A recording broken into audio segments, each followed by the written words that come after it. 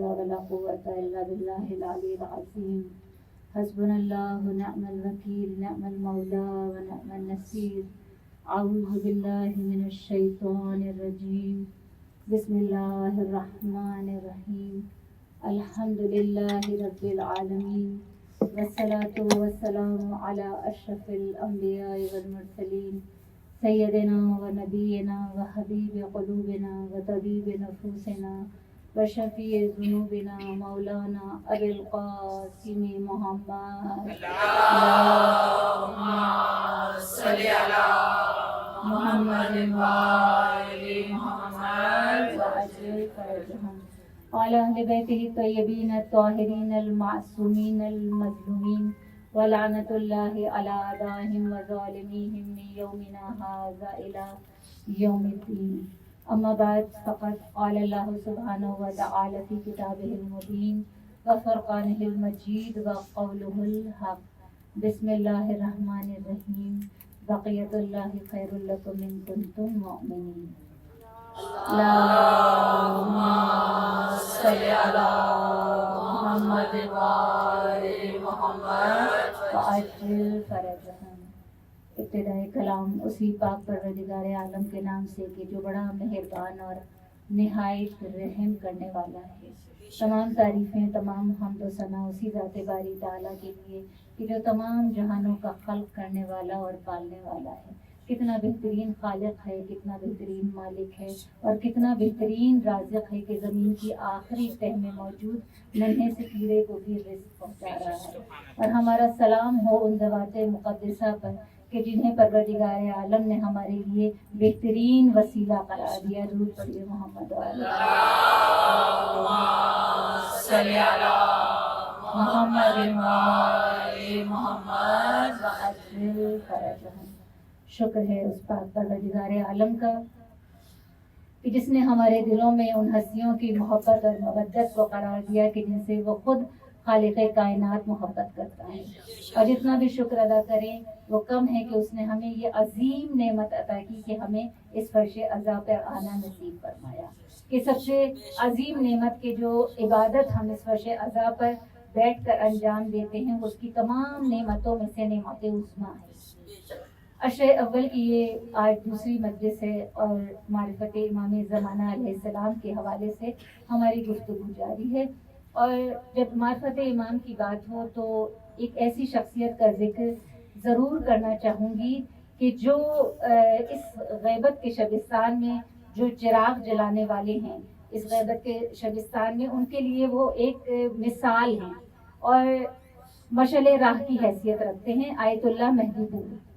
آیت اللہ مہدی پور وہ شخصیت ہے کہ جو فرماتے ہیں کہ امام زمانہ علیہ السلام اس کائنات کی سب سے مظلوم ہستی ہیں. انہوں نے ایک انٹرویو کے دوران صحافی نے ان سے سوال پوچھا تھا کہ آپ کی زندگی میں سب سے زیادہ جس شخصیت کو ہم دیکھتے ہیں کہ آپ جن کے لیے سب سے زیادہ کام کرتے ہیں اور جن کے لیے آپ سب سے زیادہ تحقیق کرتے ہیں, آپ کی توجہ کا مرکز جو شخصیت ہے وہ امام زمانہ علیہ السلام ہے. تو جس پر انہوں نے یہ جملہ کہا تھا کہ میرے نزدیک امام زمانہ علیہ السلام کائنات کی مظلوم ترین ہستی ہیں. اور پھر انہوں نے مثال دے کر واضح فرمایا اللہم صلی علی محمد وآل محمد وعجل فرجهم. اس بات کو اپنی انہوں نے ایک مثال سے اس طرح واضح کیا کہ انہوں نے نیپولین بوناپارٹ کی مثال دی. انہوں نے کہا کہ اس کے جو کہ کوئی شخصیت بھی نہیں ہے, کوئی کردار بھی نہیں ہے اور کتنے جرائم اس کی شخصیت سے وابستہ ہے, اس کے باوجود ہم دیکھتے ہیں ہزاروں ہزاروں ہزاروں کتابیں اس کے اوپر لکھی گئیں. اور فرماتے ہیں کہ وہ جو امام معصوم ہیں, جو حجت خدا ہیں, جو رہبر ہیں, جو ہادی ہیں اور جو آدم سے لے کر خاتم النبیین تک تمام انبیاء کے تنہا وارث ہیں. جب ہم تلاش کرتے ہیں تو پبلشڈ اور ان پبلشڈ اگر کتابوں کو ہم دیکھیں تو 3000 سے زیادہ کتابیں ہمیں امام زمانہ علیہ السلام کے وجود پر نہیں ملتی. تو کہتے ہیں کہ اس لیے میں نے اپنی زندگی کا یہ مقصد قرار دیا ہے کہ میں ان کی ذات پر بہت تحقیق کرتا ہوں, مطالعہ کرتا ہوں اور اس حوالے سے میں بہت کام کرتا ہوں. اور پھر انہوں نے اپنے خواب بھی بیان کیا.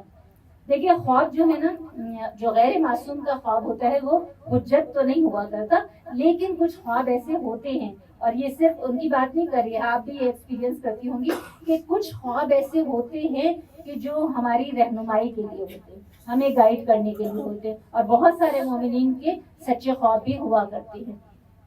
تو فرماتے ہیں کہ میں نے خواب میں دیکھا کہ روز محشر ہے، اور روز محشر رسول خدا اور مولا کائنات امیر المومنین علی بن ابی طالب علیہ السلام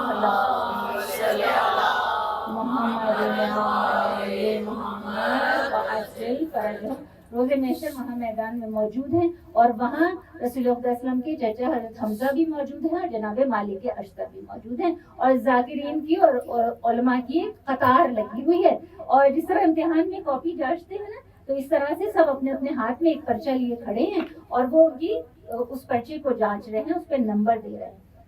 کہتے ہیں میں سوچ رہا تھا کہ اپنے دل میں سوچ کر ہی خوش ہو رہا تھا کہ میں نے تو پوری زندگی اپنی درس و تدریس میں گزاری ہے، اور میں تو پوری زندگی مجالس پڑھتا رہا اور اتنی تحقیق کرتا رہا، اتنا مطالعہ کرتا رہا، تو مجھے تو 100 میں سے 100 نمبر ملیں گے۔ کہہ رہے میں اپنی جگہ بڑا مطمئن تھا، اور کہتے ہیں کہ جب میں پہنچا ہوں وہاں حضرت حمزہ کے پاس، تو انہوں نے مجھے 100 میں سے 60 نمبر دیے، 60 مارکس۔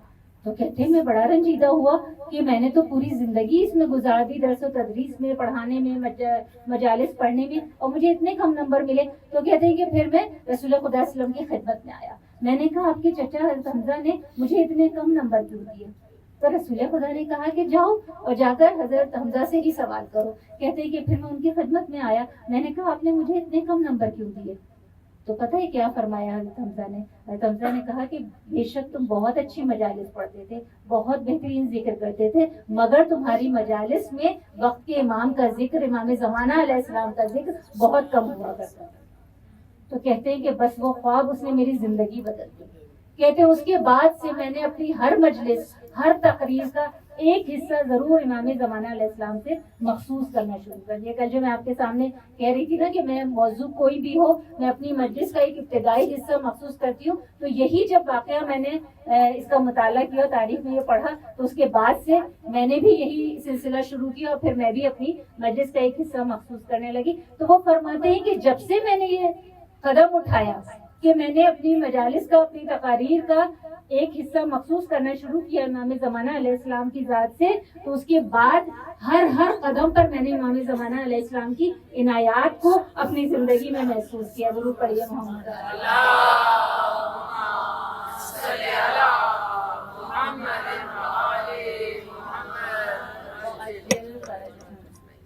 تو حضرت امام ہمیں سے ہر ایک کی خواہش ہوتی ہے نا، ہم سب کا یہ دل چاہتا ہے نا کہ تھوڑی دیر کے لیے، بس کچھ لمحوں کے لیے صحیح پردے غیبت کو خدا ہٹا دے اور ہم ایک جھلک بس اپنے امام کی دیکھ لیں۔ سب کا دل چاہتا ہے کہ ملاقات ہو، سب کا دل چاہتا ہے کہ زیارت کرے، لیکن یہ جو آج ہمارا موضوع بھی ہے نا معرفت امام، تو علماء یہ فرماتے ہیں کہ زیارت نفع نہیں پہنچا سکتی اگر معرفت نہ ہو۔ کوئی فائدہ نہیں ایسی زیارت کا، ایسی ملاقات کا جو معرفت کے بغیر ہو۔ اس لیے کہ تمام علماء نے یہی کہا کہ ملاقات کی اور زیارت کی وہ خصوصیت نہیں ہے جو رضائیت امام کی خصوصیت ہے۔ اگر امام راضی نہیں ہے تو وہ زیارت تمہارے لیے کوئی فائدہ نہیں ہو زیارت کا۔ اور اس کی ہمارے پاس دلیل موجود ہے نا کہ رسول خدا کی زیارت ابو جہل کر رہا تھا۔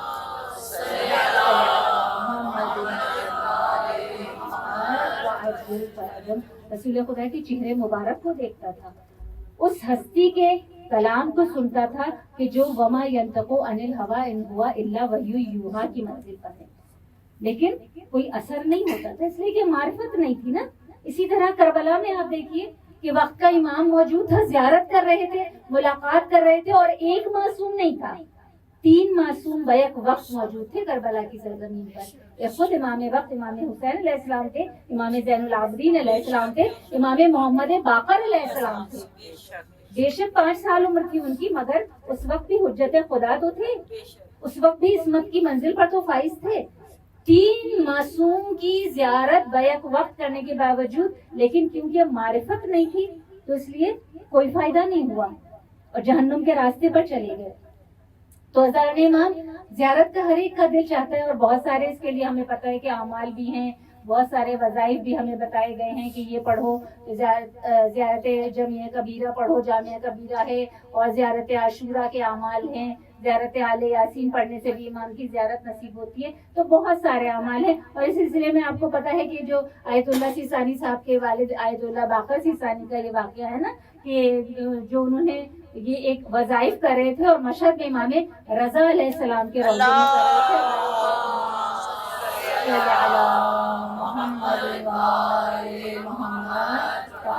بحضور شاہ خراسان جناب امام رضا علیہ السلام باواز بلند تو فیض صلوات. اللہم صلی علی محمد و آل محمد. تو وہ 40 شب جمعہ کا ایک وظیفہ کر رہے تھے. جب 39واں شب جمعہ آیا نا، تو انہوں نے جب وہ اپنا وظیفہ مکمل کرنے سے پہلے انہیں ایک دم سے محسوس ہوا کہ کھڑکی سے ایک نور ساطع ہو رہا ہے. تو بس انہوں بے چین ہو گئے کہ جا کر دیکھوں کہ اس کا مصدر کیا ہے، کہاں سے یہ نور ساطع ہو رہا ہے. وظیفہ جلدی جلدی سے مکمل کیا، باہر آئے اس نور کو دیکھنے کے لیے، تو دیکھا کہ صحن میں ایک جنازہ رکھا ہے اور امام زمانہ علیہ السلام نماز جنازہ پڑھا رہے. کہتے ہیں کہ میں جلدی سے قریب آیا امام کے، اور آ کر امام زمانہ علیہ السلام کو سلام کیا. تو امام کہتے ہیں کہ ان سے کہ اے باقر سیستانی، تمہیں لمبے لمبے وظائف کرنے کی ضرورت نہیں ہے، کوئی چلے کاٹنے کی آپ کو ضرورت نہیں ہے. کہا کہ اپنے عمل کو اس مومنہ جیسا کر لو، ہم خود تمہاری ملاقات کے لیے آ جائیں گے. سبحان اللہ سبحان اللہ. ایک دم سے حیران ہو کر پوچھتے ہیں اچانک سے کہ یہ کس کا جنازہ ہے؟ تو کہا ایک مومنہ کا جنازہ ہے. کہا کیا عمل کرتی تھی؟ تو کہا اس وقت جب شاعران کے زمانے میں جب حجاب پر پابندی تھی نا، تو کہتے ہیں کہ اس مومنہ نے کیسے اپنے حجاب کی پابندی کی کہ 7 سال تک یہ گھر سے باہر نہیں نکلی، کہ اس وقت حجاب کو کھینچ کر اتار دیا جاتا تھا. کہا حتیٰ کہ ضروری کام کے لیے بھی گھر سے باہر نہیں نکلی کہ اپنے پردے کی حفاظت کی. کہا بس اس مومنہ جیسا اپنا عمل کر لو، تمہیں کسی وظیفے کے پڑھنے کی ضرورت نہیں ہوگی، اور تمہیں ہماری زیارت کے لیے مشتاق نہیں رہنا پڑے گا. ہم تمہاری زیارت کے مشتاق ہو جائیں گے، ہم تم سے ملاقات کے لیے تڑپیں گے. تو اذان امام اس واقعے میں، اس قصے میں ہمارے لیے بھی بہت بڑا پیغام ہے. ہم جو مومنات ہیں ہمارے لیے بہت بڑا پیغام ہے کہ یہ جو حجاب ہے، یہ جو چادر ہے، یہ کتنی قیمتی ہے. جو کل میں نے کہا تھا نا کہ بس اپنی پسند اور ناپسند کو امام زمانہ کے نزدیک تر کر لیں کہ میرے امام کو کیا پسند ہے. تو اس واقعے سے پتہ چلتا ہے نا کہ کتنا پسند ہے میرے مولا کو حجاب، کہ مولا نماز جنازہ کے لیے وہ اس کی نماز جنازہ پڑھانے کے لیے آ گئے. تو بس اس چادر کو بوجھ سمجھ کے سر پر نہیں رکھنا ہے کہ بس ایام عزا ہیں تو ایک رسم کے طور پر بس فرش عزا پر جانا ہے تو یہ کالی چادریں ہمارے سروں پر رہے. نہیں، سب سے بڑا امتحان تو وہاں ہوتا ہے کہ جب ہم شادیوں میں جاتے ہیں، جب ہم ایسی محفلوں میں شریک ہوتے ہیں کہ جہاں نامحرم ہوتے ہیں، وہاں یہ چادریں سر پر رہنی ضروری ہے نا.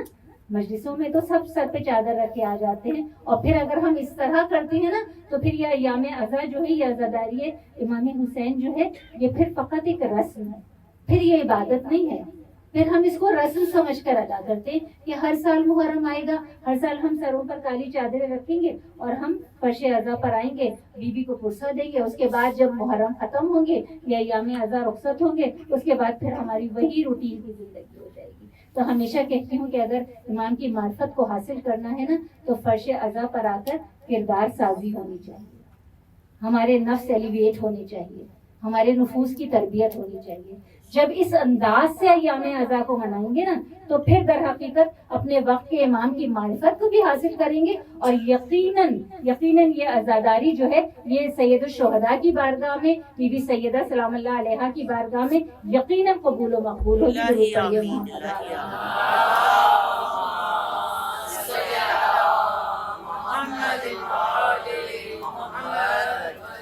نعرہ تکبیر، نعرہ رسالت، نعرہ رسالت، نعرہ ولایت، نعرہ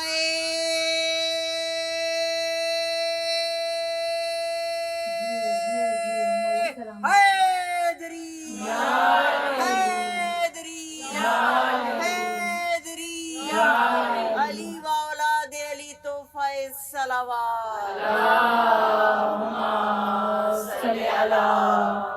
محمد وآل محمد وعجل فرجهم. جی سلامت رہیں یا علی مدد کہنے والے، اور پروردگار آپ کی نسلوں میں اس فرش اعضا کو ہمیشہ قائم و دائم رکھے. تو زان امام ہمیں ہمیشہ یہ یاد رکھنا چاہیے کہ ہم اپنے وقت کے امام کے محضر میں ہیں. ہماری ہر عمل کو مولا دیکھ رہے ہیں، ہمارا ہر عمل ان کے سامنے پیش کیا جا رہا ہے، اور صرف ہمارے ظاہر سے واقف نہیں ہے، اس سے زیادہ ہمارے باطن سے واقف ہے. ہماری ہر سوچ، ہماری ہر فکر، ہمارا کردار، ہمارے رشتے، سب کچھ مولا کے سامنے ہے.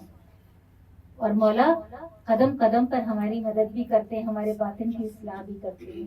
تو اپنے باطن کو پاک کرنے کی زیادہ ضرورت ہے نا. ظاہر تو لوگوں کے سامنے ہوتا ہے، ظاہر تو لوگ دیکھتے ہیں، خدا ہمارے باطن کو دیکھ رہا ہوتا ہے. تو اپنے نفس کو پاک کرنے کی، اپنے باطن پر کام کرنے کی بہت ضرورت ہے.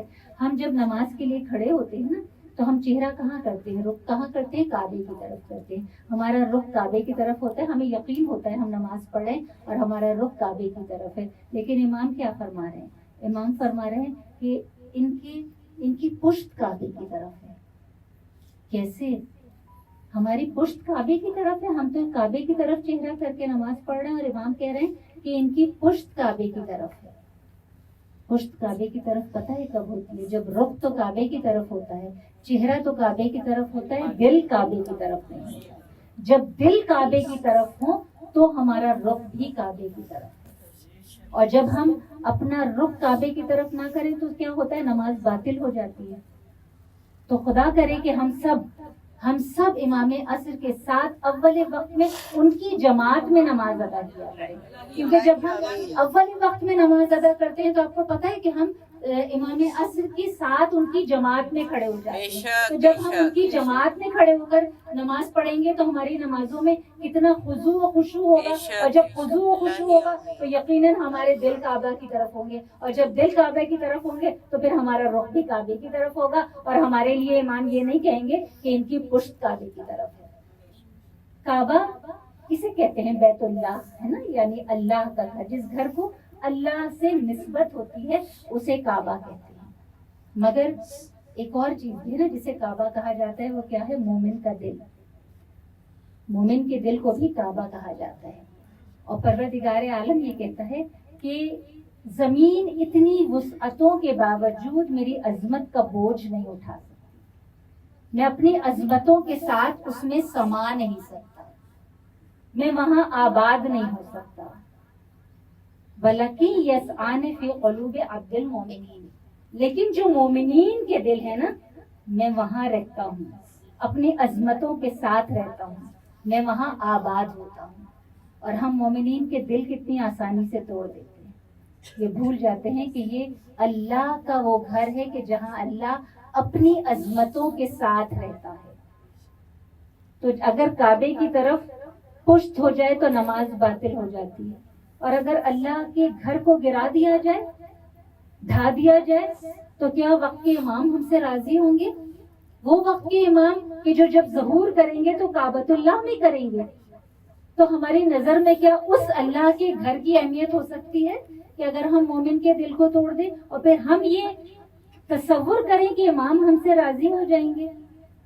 امام نے اسی کعبۃ اللہ میں ظہور فرمانا ہے، اور جب ظہور فرمائیں گے تو وہاں سے خطاب فرمائیں گے، وَإِذَا جَاءَ الْحَقُّ زَهَقَ الْبَاطِلُ وَإِنَّ الْبَاطِلَ كَانَ زَهُوقًا، کہ حق آ گیا، باطل مٹ گیا، اور بے شک باطل مٹنے کے لیے ہی. درود پڑھیے محمد علیہ صلی علی محمد وآل محمد وعجل فرجهم. برائے معرفت، زیارت و شفاعت امام زمانہ علیہ السلام تحفہ صلوات.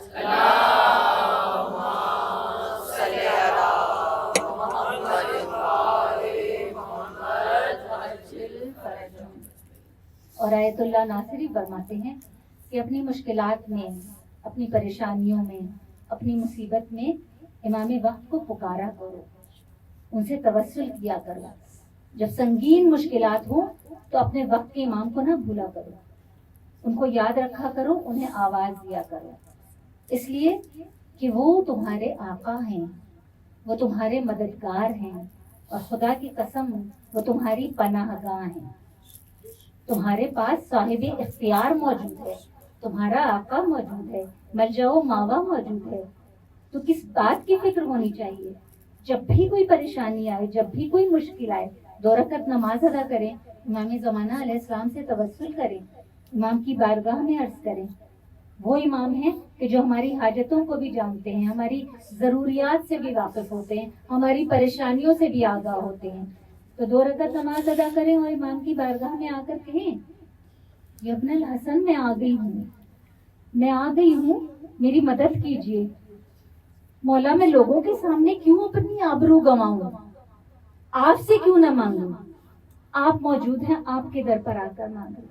مولا چیزوں کو ٹھیک کر دیجیے. جو چیزیں ناممکن بھی نظر آتی ہوں نا, آ کر کہیے مولا کے در پہ, مولا آپ کے در پر آئی ہوں, کیونکہ مجھے کسی غیر کے در پہ نہیں جانا.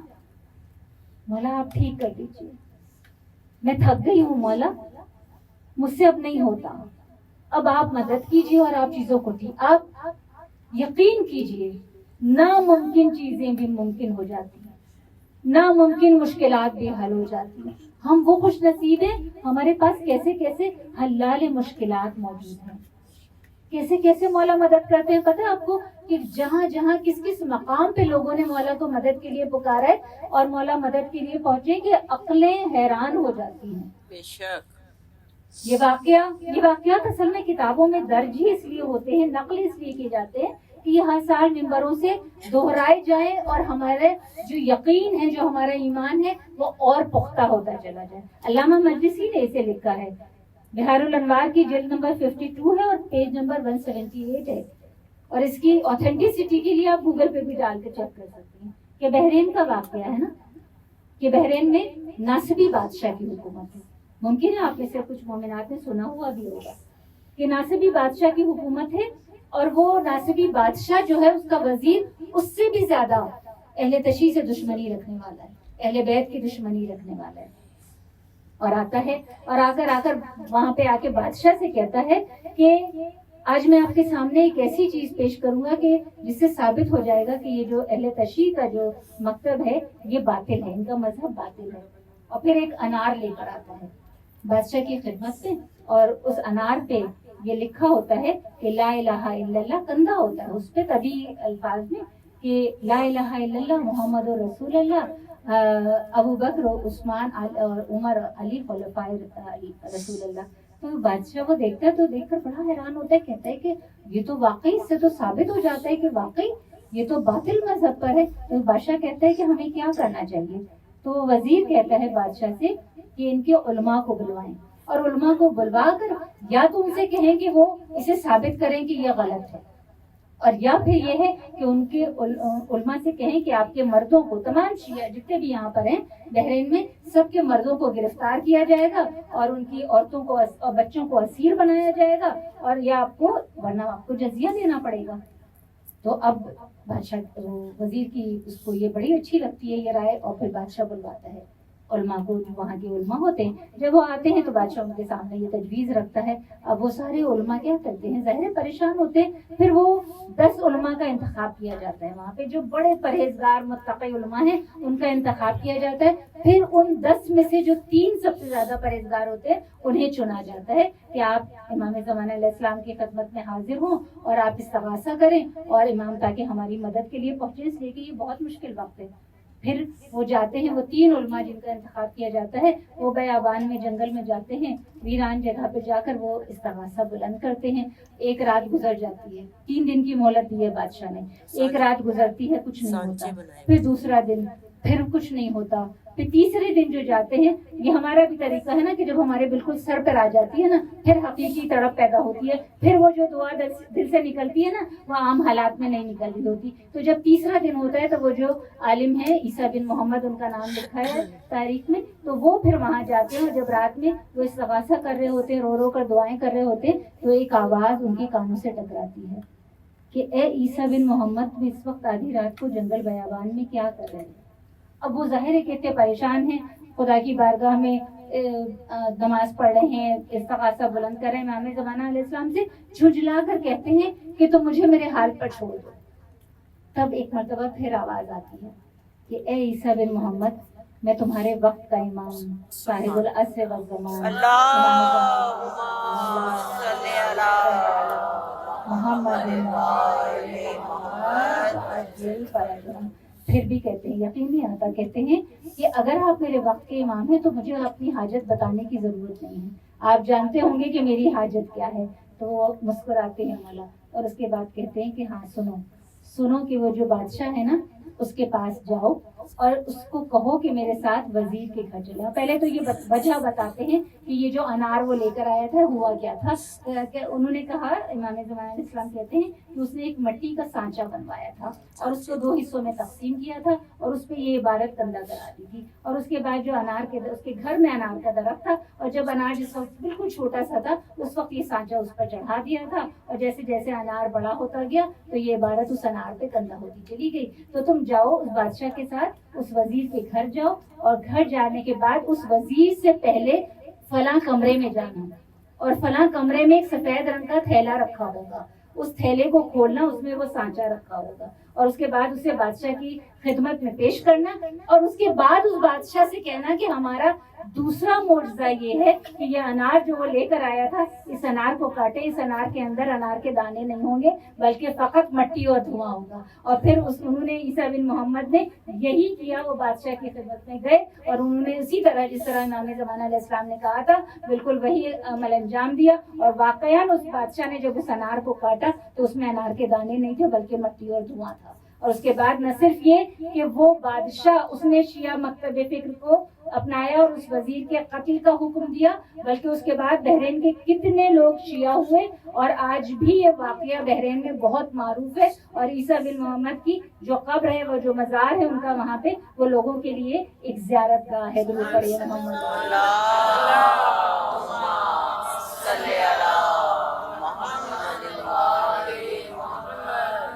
ईमान यक जुबान नाराए हैदरी हैदरी हैदरी खुशनूदी मोहम्मद बाल मोहम्मद तो फैसलावात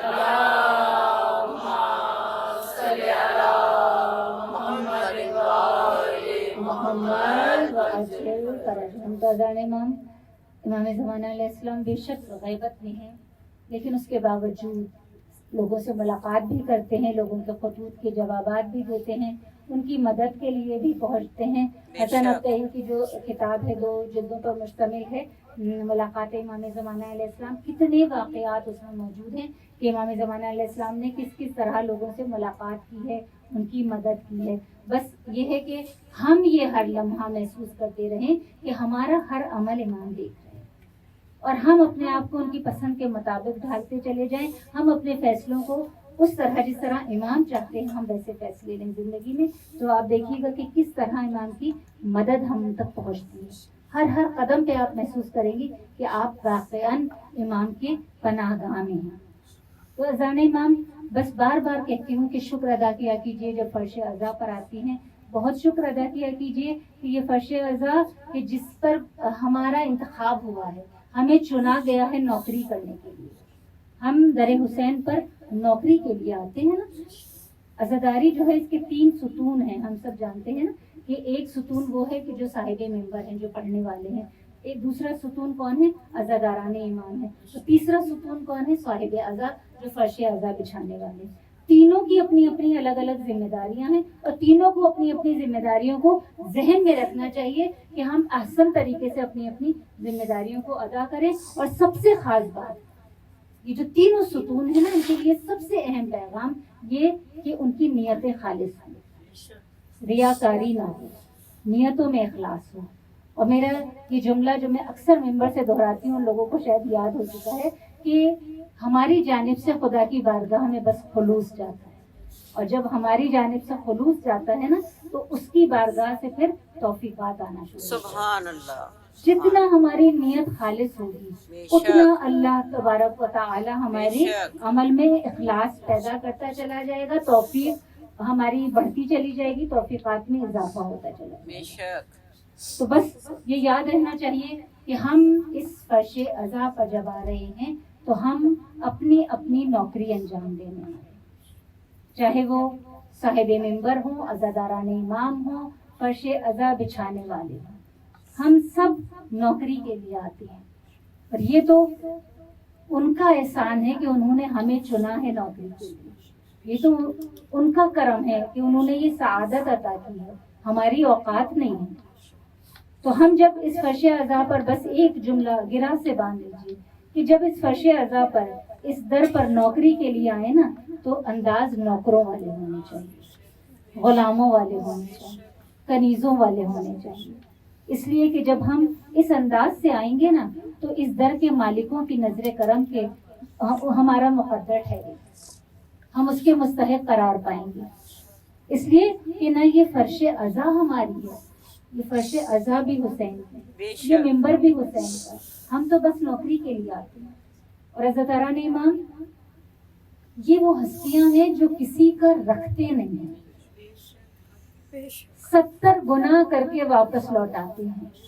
चाहे पैसा खर्च करें हम, चाहे अपना वक्त खर्च करें, इल्म के जरिए खिदमत करें हम, चाहे पढ़ने वालों में शामिल हों, चाहे सुनने वालों में शामिल हों, चाहे रोने वालों में शामिल हों, चाहे रुलाने वालों में शामिल हों। फर्श अज़ा पे मौला किसी का रखते नहीं है, वहां से अता करते हैं जहां हमारा गुमान भी नहीं आता, और इतना अता करते हैं जो हमारे गुमान में आ नहीं सकता। तो अज़ान इमाम बस इसी बात पर यकीन दिलाने के लिए एक छोटा सा वाक़या आपकी समातों की नजर करूं और फिर मसाइल से मुत्तसिल हो जाऊं। देखिए किस तरह मौला अता करते हैं। और शहजादी सैयदा कैसे उन लोगों की कि जो उनके दर पर नौकरी के लिए आते हैं, या उनके अज़ादारों की उनकी खिदमत की भी बात नहीं हो रही, उनके अज़ादारों की भी जो खिदमत करते हैं, बीबी कैसे कैसे उनका एहसान याद रखते हैं।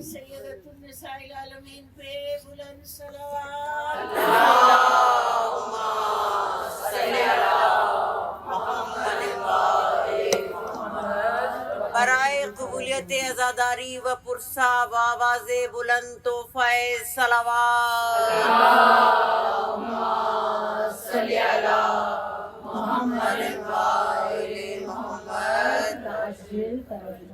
अज़ान इमाम ये वाक़या निशापुर, तारीख़ निशापुर से पढ़ रही हूँ कि एक बूढ़ी औरत, एक मोमिना थी, जो हमेशा से उसका ये मामूल रहता था कि जब मुहर्रम का चांद देखती थी तो एक इमाम बारगाह के बाहर आकर खड़ी हो जाती थी, मश्क में पानी लेकर आती थी, और जो हुसैन के आज़ादार वहाँ मजलिस में शिरकत के लिए आते थे उनको प्याले में पानी पेश करती थी और ये कहती थी कि मेरे हुसैन के नाम का, मेरे प्यासे हुसैन के नाम का पानी पी लो। तो अज़ान इमाम उसका बरसों से ये मामूल था। एक मरतबा उसके बेटे का इंतकाल हुआ। अब उसका ये मामूल हो गया कि वो रोज अपने बेटे की कब्र पर जाया करती थी, वहां जाकर चिराग जलाती थी, फूल डालती थी। ये उसका मामूल था।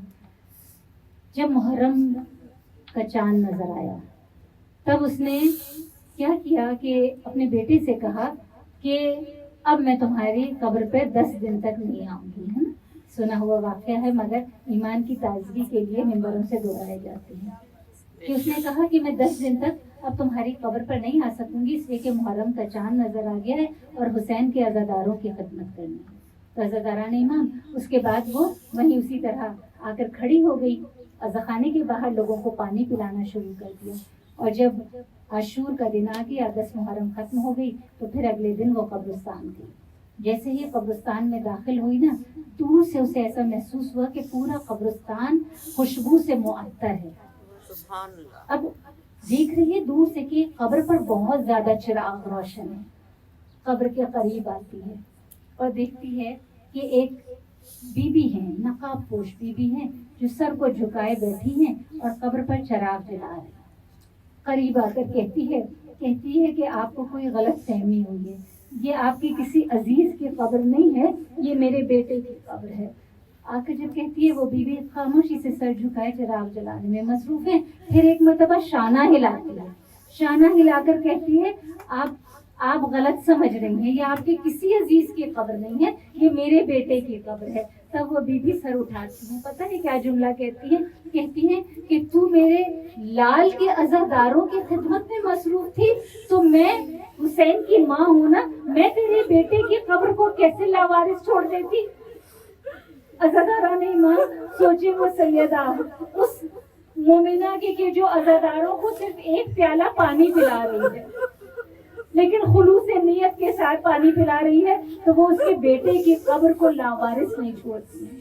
ہم جانتے ہیں نا کہ محرم کا چاند نظر آتے ہی بی بی اپنی قبر کو چھوڑ دیتی ہے، تو نہ صرف ہر فرش عزا پر پہنچتی ہے بلکہ فرش عزا پر آ کر خدمت کرنے والوں کی خدمتوں کو بھی یاد رکھتی ہیں، ان کے فرزندوں کی قبروں پر بھی پہنچتی ہیں عزاداران امام۔ تو بس ہمیشہ یاد رہنا چاہیے کہ ہم یہ جو فرش عزا جو ہمارے نصیبوں میں پروردگار عالم نے خوش قسمتی سے لکھی ہے نا، اس کی بہت عظیم، اس فرش عزا کی قیمت کو محسوس کیجیے کہ یہاں آ کر خدمت کرنے کے عوض کیا عطا ہوتا ہے، کہ وہ جو سلطنت ہے ان کے پاس، پوری کائنات کی جو بادشاہ ہیں، جو نہ صرف اس دنیا سے لے کر برزخ تک کی منزلوں کے بادشاہ ہیں، وہ کیا عطا نہیں کرتے ہیں۔ بس عزاداران امام، میں نے موضوع کو سمیٹ دیا، آپ گریا پر آمادہ ہو گئی اور میں مسائل سے متصل ہو جاؤں۔ عزاداران امام، آج 2 محرم ہے۔ 2 محرم وہ تاریخ کہ حسین مدینہ چھوڑ چکے تھے اور اپنے حج کو عمرے میں تبدیل کر چکے، اور 2 محرم کو کربلا کی سرزمین پر پہنچ چکے۔